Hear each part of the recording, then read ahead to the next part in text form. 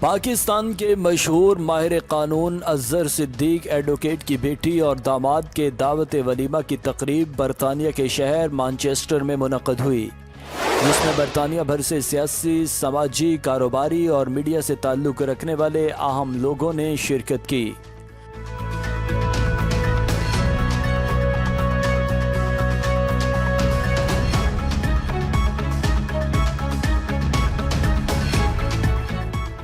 تقریب میں تحریک انصاف برطانیہ کے صدر ملک عمران خلیل، سابق وزیر اعظم پاکستان عمران خان کے معاون خصوصی برائے اوورسیز پاکستانی سید طارق محمود الحسن،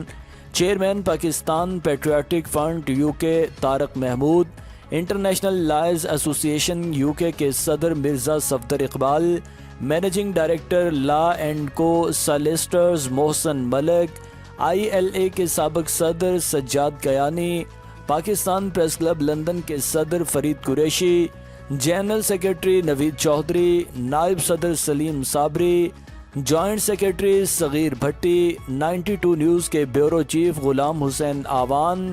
CEO اوورسیز ٹیلی ویژن امداد حسین سمیت برطانیہ بھر سے سیاسی، سماجی، کاروباری اور میڈیا سے تعلق رکھنے والے عام لوگوں کی کثیر تعداد نے شرکت کی۔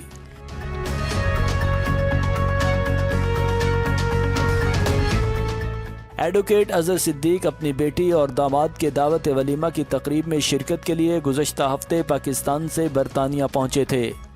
تقریب میں شریک لوگوں کا کہنا تھا کہ انہوں نے ایسی متاثر کن تقریب نہیں دیکھی جس میں مختلف خیال لوگ اتنی بڑی تعداد میں نظر آئے ہوں۔